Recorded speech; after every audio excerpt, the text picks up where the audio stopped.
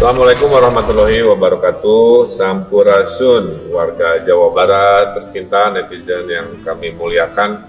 Saya akan menceritakan dari gambarnya aja udah terlihat sangat kompleks ya, tentang vaksin di Jawa Barat seperti apa, supaya bisa mendapatkan informasi yang memadai.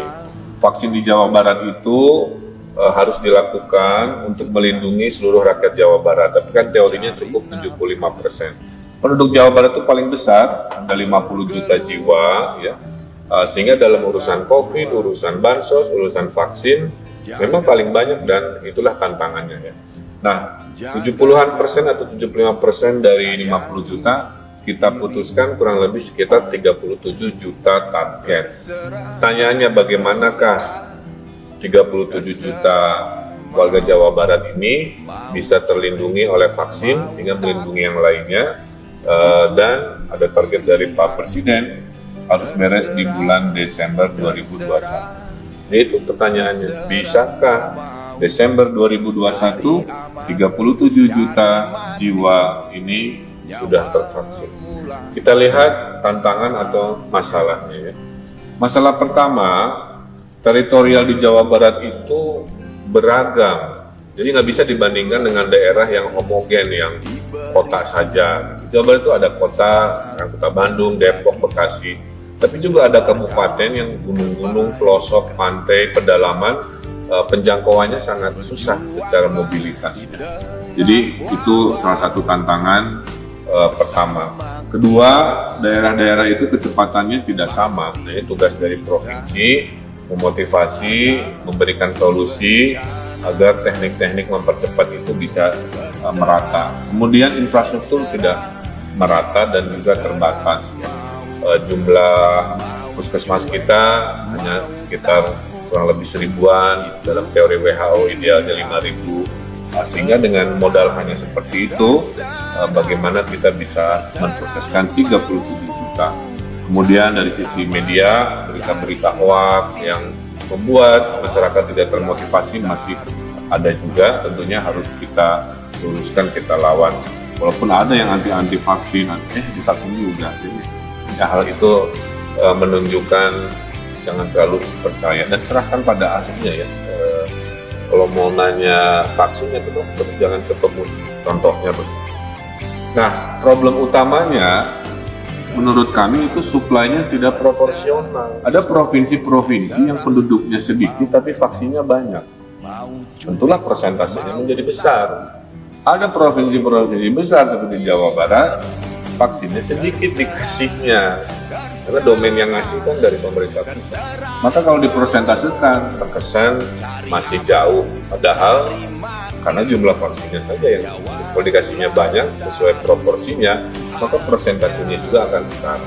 Nah, kemudian vaksin ini dibagi ada 3 kelompok ya.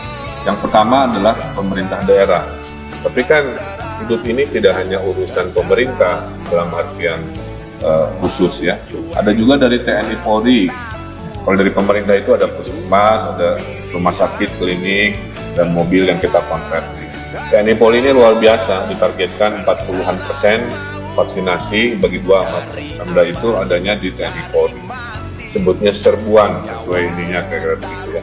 Nah, kita membutuhkan yang lain-lain ini, alhamdulillah sudah banyak, karena semua harus bela negara. Siapa yang mampu, siapa yang siap, kita lindungi anak-anak kita, masa depan kita. Ada organisasi kemasyarakatan, banyak, hatur nuhun. Ada organisasi profesi, ya, hatur nuhun. Ada komunitas, hatur nuhun. Ada institusi pendidikan, ya, yang sangat berkepentingan untuk membuka tatap muka.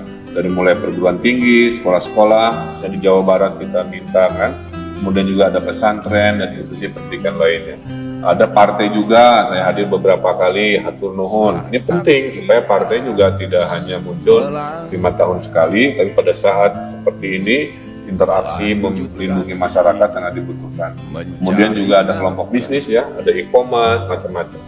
Jadi inilah aktor-aktor yang sekarang sedang sibuk menyelesaikan target 37. Nah, pertanyaan tadi, pada saat suplai vaksin ada yang kecil, ada yang banyak, itu gimana? Nah, urutannya itu selama ini adalah pemerintah pusat itu memberikan kuota kepada kota kabupaten, itu angkanya itu udah dikunci ya. Kemudian provinsi ditugaskan untuk mengirimkan. Jadi memang peran provinsi di sini dalam pandangan saya kurang maksimal, karena yang ngatur berapa ke kota kabupaten itu dari pusat. Kita hanya nerima dan nggak boleh lama-lama. Pernah satu kali kita coba atur untuk subsidi silang, disebutnya kita nimbun, pernah kejadian gitu ya. Padahal maksudnya yang lambat kita ambilkan.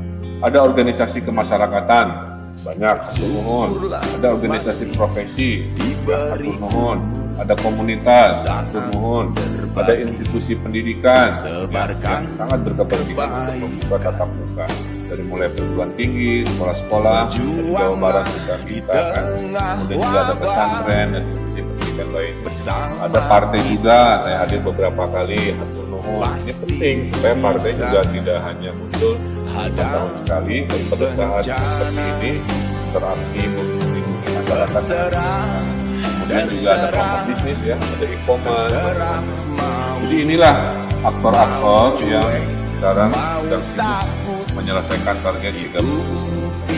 Nah, pertanyaan tadi, pada saat suplai vaksin ada yang kecil, ada yang banyak, itu gimana? Nah, urutannya itu selama ini adalah pemerintah pusat itu memberikan kuota kepada kota kabupaten, itu angkanya itu sudah dikunci ya. Kemudian provinsi ditugaskan untuk mengirimkan. Jadi memang peran provinsi di sini dalam pandangan saya kurang maksimal, karena yang ngatur berapa ke kota kabupaten itu dari pusat.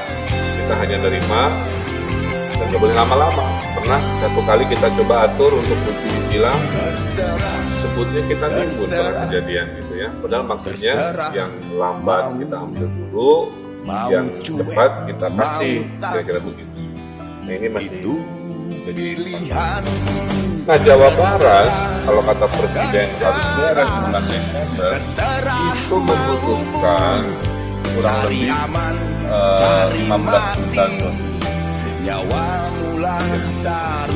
Jangan bicara kurang, kalau suplainya saja sebanyak. Jadi problemnya itu bukan di daerah, problemnya adalah suplainya yang sesuai. Kalau berhasil jangan 15 juta dosis buat Jawa Barat, maka targetnya adalah 500 juta orang harus disuntik per hari. Nah, alhamdulillah 2 bulan lalu kita masih 50.000 per hari. Per kemarin rata-rata hariannya kita ya 235.000 dan kita testing pada saat tanggal 28 kita bisa 420.000, luar biasa. Tapi tadi percuma kita bisa setinggi ini kalau dosisnya nggak ada. Makanya banyak bupati nge-WA saya, Pak Gub kurang, Pak Gub habis. Jadi dan saya nggak pegang si vaksinnya, makanya saya cuma ya nyampein si curhatnya kota kabupaten ke pusat. Ya. Nah, berapa sih yang udah dikasih pusat? Kita udah dikasih 18,6 juta, sudah disuntikan 14,4 juta, atau total 77,4 dari yang dikasih. Kemudian dari yang sudah dikasih itu dosis pertama itu ada 24,5% atau 25% untuk 9,4 juta penduduk. Jadi ada 9,4 juta penduduk dari 37 juta yang sudah disuntik dosis 1.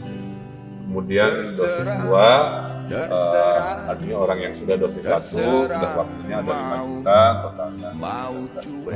Jadi kalau ditanya Jawa Barat udah berapa persen? Ya 25%. 13 tidak kalah.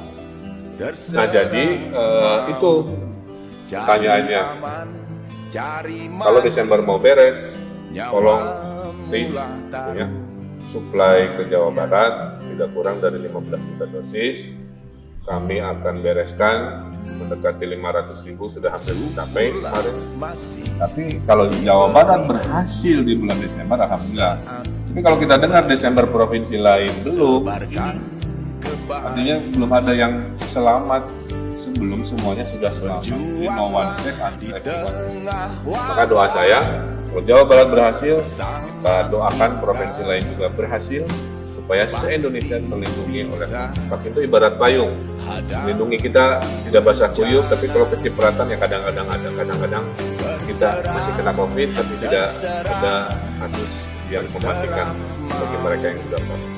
Jawa Barat terbukti yang vaksinasinya tinggi, tingkat kematiannya sangat rendah, yang vaksinasinya rendah, tingkat kematian. Saya kira inilah ya, bisa kebayang ya di otak saya kerumitan ngurusin vaksin, jumlah lingkarannya aja banyak. Tapi tetap semangat, karena tugas pemimpin melindungi, melayani, dan memudahkan urusan. Menuju 37 juta warga Jawa Barat divaksin Desember 2021.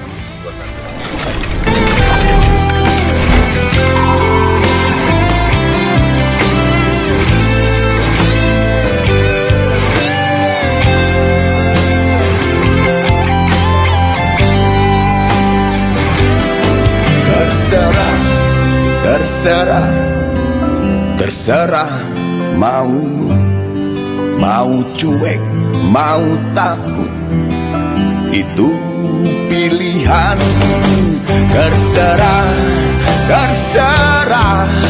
Terserah maumu, cari aman, cari mati, nyawamulah taruhannya.